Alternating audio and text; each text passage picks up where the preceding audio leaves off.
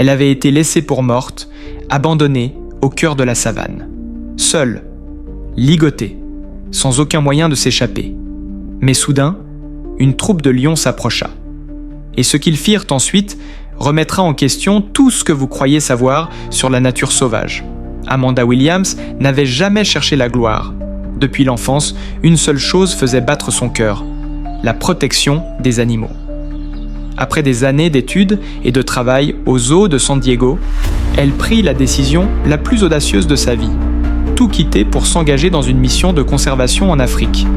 C'est dans l'immensité de la réserve du Masai Mara qu'elle trouva un nouveau sens à sa vie. L'environnement y était rude, les lois de la jungle impitoyables. Mais Amanda se croyait prête, du moins, c'est ce qu'elle pensait. Ce matin-là, le ciel semblait plus clair qu'à l'habitude.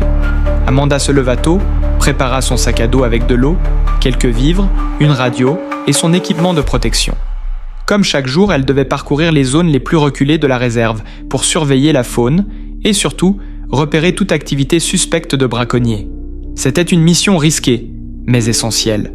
Ce jour-là, son coéquipier était tombé malade au dernier moment. Malgré cela, Amanda n'hésita pas. La ronde devait avoir lieu et elle se proposa de partir seule. Alors qu'elle avançait lentement sur les pistes poussiéreuses à bord de son véhicule, elle observait attentivement les traces d'antilopes, notait chaque mouvement étrange et restait en alerte. Jusqu'à ce qu'un détail au loin fasse battre son cœur plus vite. Un camion inconnu, sans plaque d'immatriculation, stationné près d'une végétation dense. Inhabituel, inquiétant. Amanda ralentit, prit ses jumelles et examina la scène. 2 hommes se tenaient auprès du véhicule, manifestement nerveux. Quelque chose clochait. Fidèle à son courage habituel, elle décida d'intervenir. Elle fit signe aux hommes de s'arrêter. Ils hésitèrent, puis obéirent. Amanda exigea avec fermeté qu'ils ouvrent la partie arrière du camion. À l'intérieur, elle découvrit un rhinocéros enchaîné. Blessé, une nouvelle victime du braconnage. Mais avant qu'elle n'ait le temps de réagir, les 2 hommes l'attaquèrent. Et tout bascula. Amanda tenta de se défendre, mais tout se passa trop vite. Un coup violent dans le dos, une pression écrasante sur ses épaules. Et elle se retrouva à terre, incapable de bouger.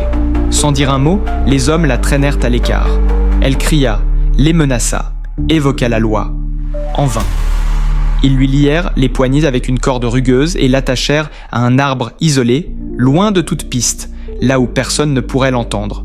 Le soleil africain était déjà patek le haut dans le ciel, brûlant tout sur son passage.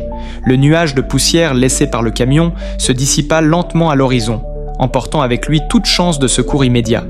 Amanda resta là, assise sur la terre brûlante, les poignets meurtris, le visage couvert de sueur. Sa gorge était desséchée, son eau était restée dans le véhicule. Désormais, hors de portée. Elle tenta de desserrer la corde, de tourner les poignets, de trouver un peu de jeu, mais chaque effort n'apportait que plus de douleur. Les heures passaient lentement. Ses forces l'abandonnaient peu à peu. La végétation l'entourant semblait se moquer de son impuissance. Les sons de la savane devenaient de plus en plus intenses, comme si la nature elle-même s'apprêtait à révéler quelque chose, que son esprit n'était pas encore prêt à comprendre. L'esprit d'Amanda, habitué au contrôle et à la planification, se retrouvait face à l'inconnu. Un inconnu qui prenait la forme d'une peur viscérale, pas seulement pour elle-même, mais surtout pour ce rhinocéros, laissé entre les mains de braconniers sans scrupules. L'animal avait besoin d'aide, et elle, impuissante, était attachée à un arbre, incapable d'agir. Le soleil de midi était implacable. L'ombre maigre de l'arbre ne suffisait pas à la protéger. Des mouches bourdonnaient autour de son visage. La sueur lui coulait dans les yeux. Puis, soudain, comme si la nature décidait de changer le cours de cette histoire, un son différent résonna dans les buissons secs. Un grondement sourd, d'abord discret, puis plus fort.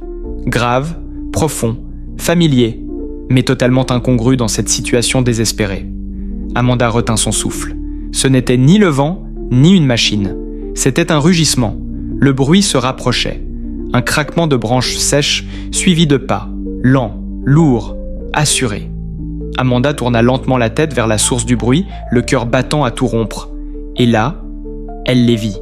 3 lionnes sortirent de la haute végétation, avançant avec majesté, leurs yeux dorés rivés sur elle. Silencieuse, puissante, affamée ? Amanda n'en savait rien. Son instinct lui criait de fuir, mais elle était incapable de bouger. Aucun échappatoire. elle était à la merci de ce que la nature allait décider. Les lionnes encerclèrent l'arbre. Leur présence était intimidante, mais non menaçante. Pourtant, la tension dans l'air était insupportable. Amanda resta figée, luttant pour ne pas céder à la panique. Puis, comme en réponse à un signal invisible, les lionnes s'écartèrent, pour laisser place à une apparition encore plus saisissante. Un lion massif émergea des buissons, sa crinière sombre encadrant un visage marqué d'une profonde cicatrice au cou. Il ne rugit pas. Il s'approche d'elle, en silence, son regard semblant la reconnaître. Amanda resta pétrifiée. Le lion s'arrêta à quelques pas, inclina la tête et, contre toute attente, commença à mordre doucement la corde qui la retenait prisonnière. Le temps sembla suspendu. Amanda reconnut cette cicatrice. Ce n'était pas un hasard. Elle connaissait ce lion. Elle n'arrivait pas à croire ce qui se déroulait sous ses yeux. L'animal, au regard intense, aux gestes précis, ne montrait aucun signe d'agressivité. Bien au contraire. Quelque chose, dans son attitude, évoquait un souvenir. En observant plus attentivement sa cicatrice, une image oubliée ressurgit brutalement. 1 an auparavant, lors d'une ronde nocturne, Amanda avait secouru un jeune lion blessé, attaqué par une hyène. Il était gravement atteint et elle lui avait prodigué les premiers soins sur place avant de demander du renfort pour le transporter au centre vétérinaire de la réserve. Pendant 3 mois, elle avait veillé sur sa guérison, nettoyant ses plaies, le nourrissant de ses propres mains, lui parlant comme à un ami. Beaucoup pensaient qu'elle perdait son temps. Mais Amanda croyait que chaque vie sauvage méritait une seconde chance, même lorsque les statistiques étaient contre elle. Et voilà que ce même lion se trouvait à nouveau devant elle, solide, libre, en vie, et accomplissant quelque chose qu'aucun comportement instinctif ne saurait expliquer. Il tentait de la libérer. Avec précaution, il tirait sur la corde avec ses griffes, comme s'il comprenait parfaitement ce qu'il faisait. Les lionnes restaient à distance, immobiles. Amanda sentit les fibres se relâcher peu à peu. Ses mains étaient engourdies, mais elle percevait la tension diminuer. Enfin, la corde céda. Elle s'effondra sur le côté, épuisée, les larmes aux yeux. Elle leva le regard vers le lion, encore sous le choc. Il recula d'un pas et émit un faible grognement, presque un murmure apaisant, comme pour lui dire « C'est fini maintenant ». Émue, Amanda tendit la main. L'animal se laissa effleurer. Ce contact, aussi léger qu'inexplicable, fut un instant de pure connexion, au-delà de la science, au-delà de la raison. Dans le cœur battant de la savane, un acte de compassion avait été rendu par un autre. Amanda savait que personne ne la croirait. On la prendrait pour une folle. Et pourtant, ce qu'elle avait vécu était bien réel. Le regard du lion portait une vérité que seuls ceux qui aiment et respectent profondément les animaux peuvent comprendre. Ses poignets endoloris, son corps affaibli, Amanda trouva en elle une énergie nouvelle. Portée par l'adrénaline et la stupeur, elle courut jusqu'à son véhicule, alluma la radio et lança un appel d'urgence à la base. Sa voix tremblait, mais son message était clair. Un rhinocéros était en danger.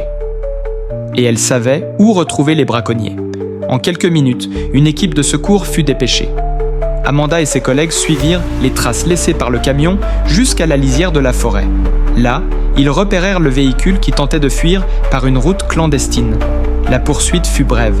Les criminels, encerclés, furent arrêtés. Le rhinocéros, bien que traumatisé, était vivant. Les vétérinaires confirmèrent qu'il se rétablirait totalement avec les soins appropriés. Amanda observa la scène, silencieuse, soulagée. La justice avait été rendue. Et une vie sauvage, une fois de plus, avait été sauvée. Ce soir-là, Amanda rentra chez elle sans dire un mot. Épuisée, mais apaisée. Sous le ciel étoilé de la savane, elle pensa au lion, à la corde rompue, à la vie qu'elle avait sauvée et à celle qu'il avait sauvée en retour. Elle sourit, les yeux embués. Dans la jungle, comprit-elle, la compassion laisse une empreinte. Et parfois, celui que vous sauvez finit par vous sauver. Le lendemain, elle reprendrait ses patrouilles avec plus de courage que jamais. Car protéger la vie en vaut toujours la peine. Qu'as-tu pensé de cette histoire ? Partage ton avis en commentaire et n'oublie pas de liker la vidéo et de t'abonner à la chaîne. À très bientôt.